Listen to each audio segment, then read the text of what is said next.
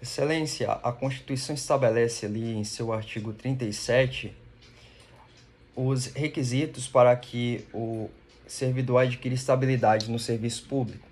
São requisitos a passagem pelo estágio probatório e o requisito temporal, que se dá em 3 anos. Com a vitaliciedade, alguns servidores públicos, Ministério Público, magistratura e tribunais, membros, conselheiros dos tribunais de contas, passa a não mais ser possível a esses servidores o seu desligamento do cargo sem que haja um processo judicial transitado em julgado. E essa é a principal diferença em relação à estabilidade e à vitaliciedade. A primeira diferença é que a estabilidade tem um prazo de 3 anos, enquanto que a vitaliciedade tem um prazo de 2 anos. Ambos passam por um estágio probatório. A segunda diferença é justamente o critério para que haja o desligamento do servidor desse cargo. Enquanto na estabilidade pode ocorrer por não aprovação no estágio probatório, por processo administrativo disciplinar respeitado o contraditório e por decisão judicial transitada em julgado, na vitaliciedade somente se perde esse cargo a partir de decisão transitada em julgado. Certo. O candidato se recorda quais são os cargos que são dotados em vitaliciedade? Sim, Excelência, a magistratura, o Ministério Público e para os tribunais de contas em relação aos conselheiros. Em relação às... Peço licença para continuar a resposta. Em relação ao segundo ponto, ou ao terceiro ponto do questionamento,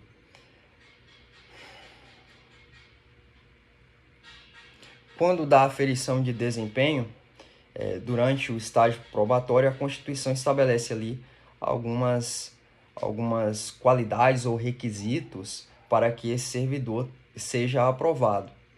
Dentre esses requisitos está ali a capacidade de iniciativa, a eficiência, a proatividade dentro desses cargos.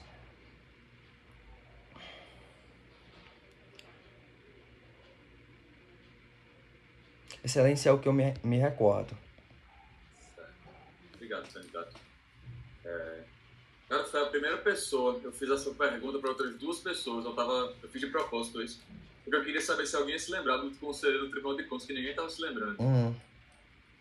Porque a Constituição só é expressa em relação ao magistrado do Ministério Público. Sim. Para o Tribunal de Contas, ela só equipara.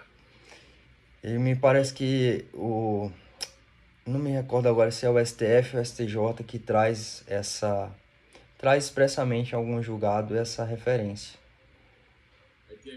Aí quando falava magistratura e Ministério Público, eu falava, tem mais alguma pessoa se mandando, falava defensor público, não tem.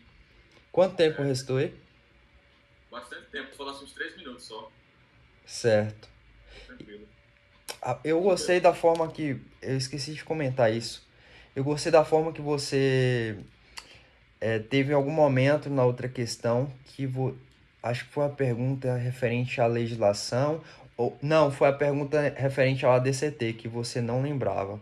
Eu gostei da forma como você trabalhou, apesar de não recordar. O que não prejudicou, porque não fazia parte do espelho, mas demonstra a questão da postura, que é importante, porque apesar de não lembrar, você faz uma das coisas que os professores indicam, né? Que é abordar temas ali laterais, orbitar pelo tema, mas correlacionado ao assunto, sem perder essa fluidez da fala. Eu achei isso bem interessante. É uma qualidade que eu estou tentando adquirir, inclusive. No treino que eu fiz, a moça fez uma pergunta que eu não sabia nada. Eu não consegui falar nada. Eu falei só no meu corpo. Aí desde esse dia que eu tô treinando, inventar alguma coisa pra falar na hora. Eu deixo isso aí como uma carta na manga. Quando realmente não tenho nada para falar. Tem um questionamento, inclusive, que cara, se cair nessa prova oral aí, porque não caiu nem na primeira nem na segunda fase, eu tenho receio que o pessoal realmente não vai saber discorrer sobre, mas que eu estou estudando bastante para saber que é a questão do processo estrutural. É uma questão bem complexa e tá lá a constante do edital, né? E me chamou a atenção quando eu li. Não sei, de repente eles estão guardando aí para alguma... Que às vezes acontece, tem um tema assim um pouco mais... Não saiu nada de processo estrutural ainda. Nada, Nem nada, nada. discursiva. Talvez eles estejam só esperando. Mas o bom do processo estrutural é que tem muita coisa que dá pra você falar. Sim, sim. Requisitos essenciais, o que que é, né, o conceito, definição. Eu fiz essa pergunta uma vez para uma colega, ela tá muito bem no concurso, tá em oitavo, né? E eu acho, não, ela tá em sexto. E eu achei muito interessante. Aliás, é uma das nossas colegas aqui de treino, né? A Pamela. Ela saiu muito bem, cara, porque ela não lembrava o que era processo estrutural. Ela disse que tinha muito tempo que ela teve contato, só que ela foi abordando os temas laterais assim de forma a trazer o conceito de direito coletivo e não se confundem, né, uma coisa com outra, mas ela fez de uma maneira que aos poucos ela foi entrando no assunto. Ela confessou depois que não sabia do assunto, que já tinha muito tempo, né? Que tinha entrado em contato, mas ela, cara, ela deu o jeito dela e falou sobre, achei impressionante. Não sei se você já treinou com ela, ela é... Maneira não, mas o pessoal tá. O pessoal tá muito bem. Eu confesso que eu tô ficando até com medo. Cara, você tá bem também, você também tá bem. Pelo pouco aqui que a gente já discorreu, dá pra ver que você tá treinando aí, tá conseguindo sair bem, né, nesses treinos. Tô torcendo pro Raquel Júnior chamar pelo menos 50 procuradores pra ver Deus abençoe. Deus abençoe. se a gente consegue também aí. Vai. Então, bora lá. Questão 2, né? Questão 2. Beleza. Pode marcar aí. Iniciando.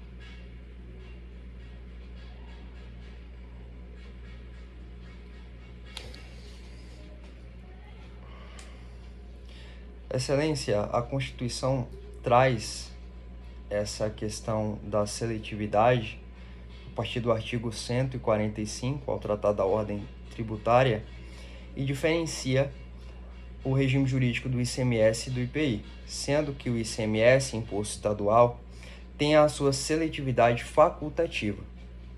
É importante mencionar aqui que a seletividade é a possibilidade de tributar de maneira diferenciada nas alíquotas, é uma progressividade nas alíquotas a partir da superfluidade dos produtos. Se forem produtos supérfluos, as alíquotas elas podem ser mais elevadas, ou vice-versa. Em relação ao IPI, Imposto Federal, não há essa facultatividade. A Constituição diz que essa seletividade ela é obrigatória.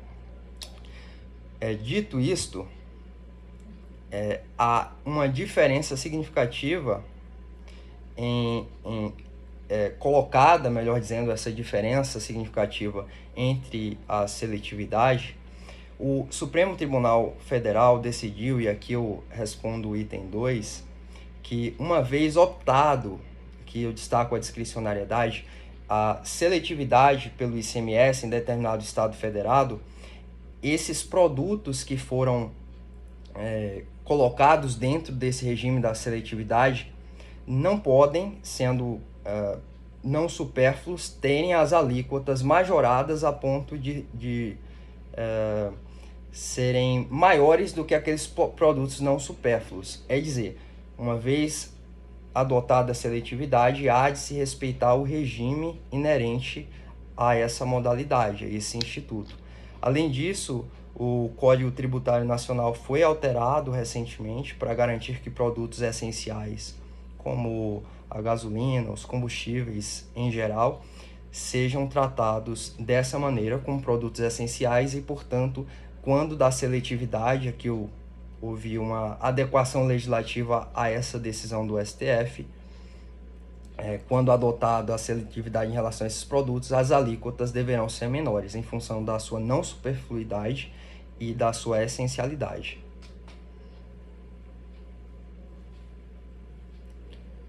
Excelência, apenas em relação à eventual modulação dos efeitos, no caso concreto, o STF, em razão da notoriedade do regime da seletividade, ele não concedeu nenhuma adequação à jurisprudência.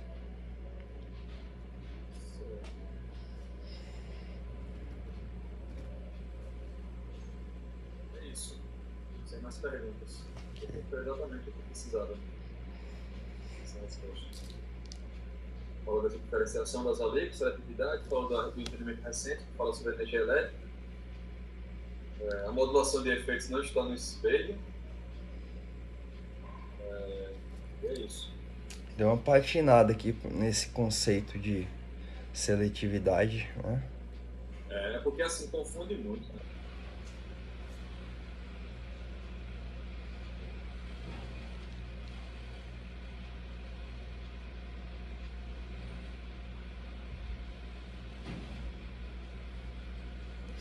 Excelência, dando início à minha resposta, o amicus curiae, ele exerce uma espécie de intervenção no Código de Processo Civil, em que a sua atuação será para embasar o judiciário ou o juízo em determinado caso concreto com determinadas informações pertinentes a esse caso.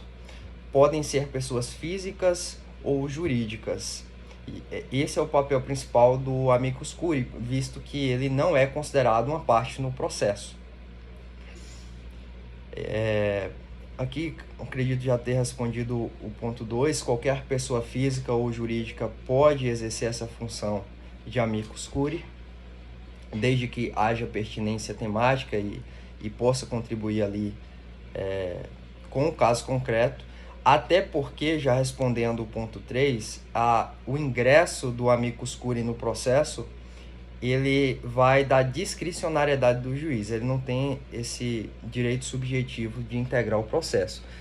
Por isso que, havendo a irrecorribilidade, ou melhor dizendo, por isso que havendo a inadmissão do pedido de ingresso, não haveria recorribilidade, porque há uma discricionariedade do juiz, e nesse sentido o STF, como o STJ também, diz que a própria lei da ADI, ADC, ADO traz nesse sentido a não existência de um direito subjetivo do amicus curiae, por isso não poderia recorrer. A questão de não ser o amicus curiae parte no processo e de exercer função meramente acessória. Excelência, é a minha resposta, eu fico à disposição de eventuais reperguntas.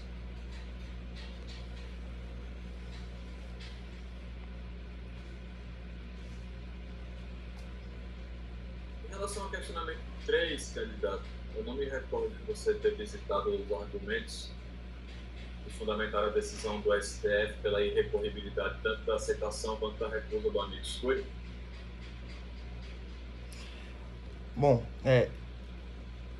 houve uma evolução jurisprudencial em que prevaleceu-se a impossibilidade de recorribilidade das decisões, tanto as que admitem quanto as que não admitem, em relação ao STF e ao STJ. Os argumentos principais foram que não há esse direito subjetivo do amicus curiae ingressar no processo e, portanto, não poderia recorrer da decisão. A lei da ADI ela é clara nesse sentido, o próprio Código de Processo Civil também é claro nesse sentido, além de o amicus curiae não ser definitivamente uma parte nesse processo. Satisfeito. Tô faltando 1 minuto e meio ainda para responder. Eu geralmente, quando falta tanto tempo assim, eu peço licença ao examinador para explanar o tema de forma mais geral, para tentar acertar algumas... Não vou fazer isso aqui hoje não, mas eu procedo assim. Uma boa ideia mesmo. Difícil a gente ter certeza se falta pouco tempo ou não.